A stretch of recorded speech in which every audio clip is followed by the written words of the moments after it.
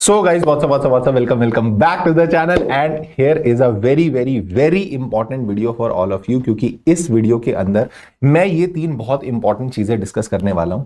मतलब इस समय ना मेरे को लगता है बहुत सारे बच्चे इसी चीज में फंसे हुए हैं, तो एक बारी मैंने सोचा कि एक वीडियो बना के सबको बता दिया जाए कि क्या कर सकते हो क्या नहीं कर सकते हो, because I have got number of messages और उसमें यही सेम कॉमन डाउट्स थे।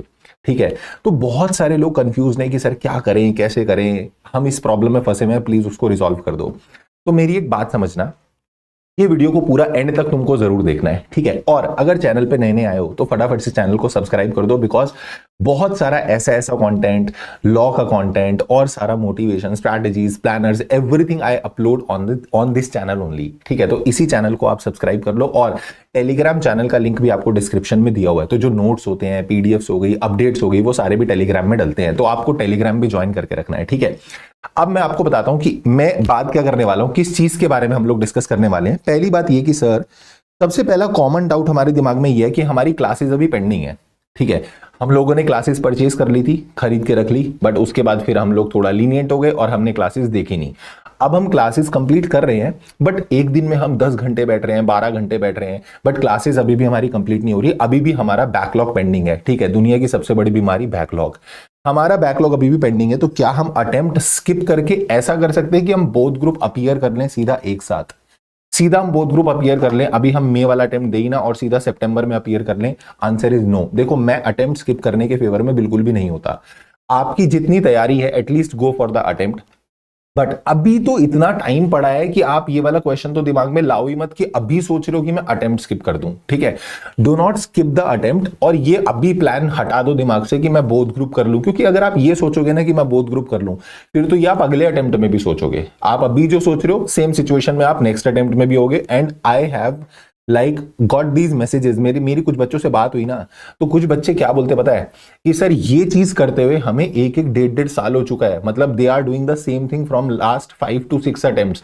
हर बार सोचते हैं इस बार कंप्लीट करेंगे, अगली बार पेपर में मतलब इस बार कंप्लीट कर लेंगे, बस ये लास्ट हो गया मेरा, इस बार नहीं हो पाया तो अगली बार हम बोथ ग्रुप करके इकट्ठे पेपर में बैठ जाएंगे।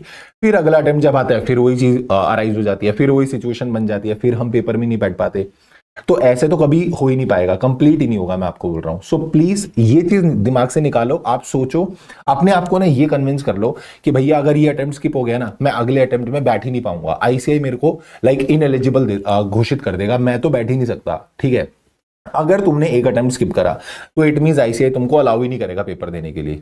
थोड़ा ना अपने दिमाग में उस चीज का डर बिठाओ। तुम क्या करते हो, तुम ऐसा बहुत जल्दी से ना अपने आप को मना लेते हो कि ठीक है छोड़ना, अटेम्प्ट ये वाला छोड़ देते, अगला देखेंगे। ऐसा नहीं करना है तुमको।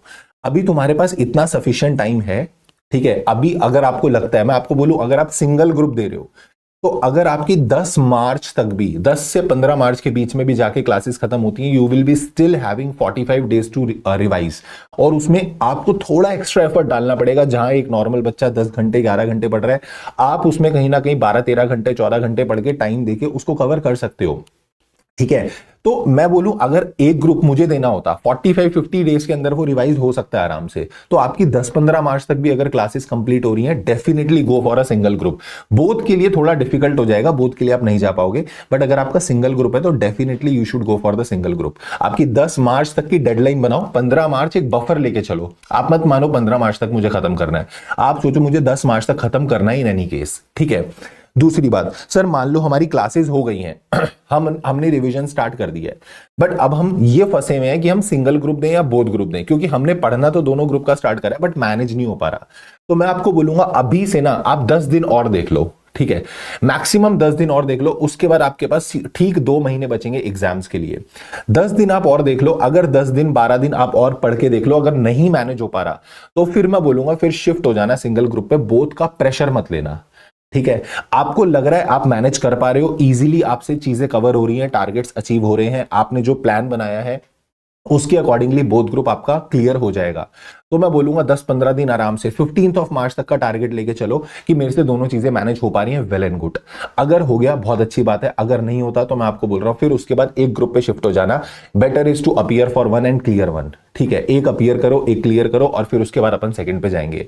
बट अगर जबरदस्ती में मैं एक ग्रुप भी अच्छे से प्रिपेयर ना करूं, दूसरा भी मेरा खराब हो रहा है, तो that is a wrong decision. तो वो आपको खुद एक बारी सेल्फ असेस करना पड़ेगा कि आप संभाल पा रहे हो चीज को या नहीं संभाल पा रहे। अगर लग रहा है नहीं मेरी चीजें हाथ से जा रही हैं, मैं नहीं ध्यान रख पा रहा, इतना सारा हो रहा है सिलेबस, तो वो चीज आपको डिसीजन अभी लेना पड़ेगा। That decision you should not take like near the exams. Paper से हफ्ता भर पहले आप ये डिसाइड नहीं करोगे कि मैं सिंगल ग्रुप दूं या बोथ ग्रुप दूं, ठीक है, वो आपको अभी डिसाइड करना पड़ेगा। जैसे ही आपका अभी 10-15 दिन और हो जाएंगे, उतने तक ऑलमोस्ट रिजल्ट भी आ जाएगा, तो उसके हिसाब से आप डिसाइड कर लेना कि आपको अब आगे सिंगल में कंटिन्यू करना है या डबल में कंटिन्यू करना है, बोथ ग्रुप में कंटिन्यू करना है, ठीक है। तीसरी बात नंबर 3 कि सर आपको नहीं लगता अभी इंटर के एग्जाम्स जो थे, वो ऑडिट का एग्जाम बहुत लेट हुआ था, तो जो जनवरी 26 अटेम्प्ट का रिजल्ट है वो थोड़ा डिले हो सकता है, और वो डिले हो जाएगा तो फिर उसके बाद फिर आगे हो सकता है कहीं पेपर भी पोस्टपोन हो जाए, कुछ ऐसा हो सकता है क्या? कुछ ऐसा एंटीसिपेशन लगाने की जरूरत नहीं है। 4 मैसेज आए मेरे पास ऐसे, मैं परेशान हो गया भाई। ऐसा कोई एंटीसिपेशन मत लगाओ कि जनवरी 26 का रिजल्ट डिले होगा, फिर मई की डेटशीट तो पहले से ही निकाल दी थी इन्होंने, फिर वो हो सकता है और उसको पोस्टपोन कर दें। देखो मेरी बात सुनो तो, इतने क्यूट बच्चे हो तुम, एक तो इतना परेशान होते रहते हो, ठीक है। अगर रिजल्ट लेट आता है, पहली बात तो ठीक है, अभी तो पता नहीं रिजल्ट कब आएगा, आने वाला है। जब रिजल्ट आएगा उसके बाद फिर आपका क्या बोलते हैं, पेपर जो है वो पोस्टपोन होंगे या नहीं होंगे, नो वन नोज। तो आप ये मान के चलो जो मई की डेट शीट है that is your exam date, वो थोड़ा बहुत पोस्टपोन हो गया, मुझे नहीं पता वो होगा या नहीं होगा। अगर वो हुआ भी, कोई पॉसिबिलिटी नहीं है जिसकी, बहुत 0.01% पॉसिबिलिटी है अभी के हिसाब से तो, ठीक है, क्योंकि अभी रिजल्ट भी नहीं आया। अगर हो भी गया तो वो बोनस डेज होंगे, उसमें और क्या करना है वो तब डिस्कस करेंगे। बट आप सोच के चलो मेरे मई में एग्जाम्स हैं, जो डेट्स अनाउंस्ड हैं उसी पे एग्जामिनेशन है, कोई डिले नहीं है, ठीक है। Whether you are waiting for your group 1 result, आपके ग्रुप 2 के एग्जाम्स हैं, या 2 का रिजल्ट अवेटेड है, 1 के एग्जाम्स है, या आप फाउंडेशन के बच्चे और आपका क्या बोलते हैं फाउंडेशन का रिजल्ट आना है, ठीक है। आप रिजल्ट का एंटीसिपेशन छोड़ दो, ठीक है, एग्जाम्स पोस्टपोनमेंट का एंटीसिपेशन छोड़ दो। If you are appearing for intermediate examination और फाइनल एग्जामिनेशन और वट एवर एग्जामिनेशन, आप जो भी एग्जाम अपीयर करने वाले हो, आप मान के चलो कि पेपर उसी समय पर होंगे, ठीक है।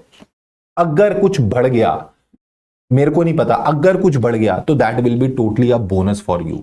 उसको अच्छे से यूटिलाइज करेंगे, उसको अच्छे से हम यूज करेंगे कि कैसे कैसे अपन और अच्छा कर सकते हैं उन दिनों में। अगर मिले तो, नहीं भी मिले तो वैसे भी नहीं मिलने वाले थे भाई, तो उसमें कुछ ऐसा नहीं होगा हमको टाइम कम मिला एंड ऑल दैट, ठीक है।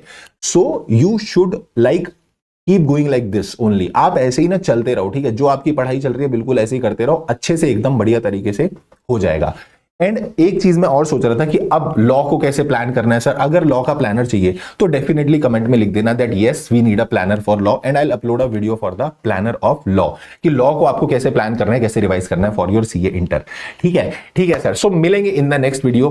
टिल देन वीडियो को लाइक जरूर कर देना, दोस्तों के साथ जरूर शेयर कर देना, do share with all your CA inter friends, and this is all for today. Thank you so much. Take care. Bye bye. Keep working very hard as someone somewhere is waiting for success. Thank you so much. Take care. Tada. Bye bye.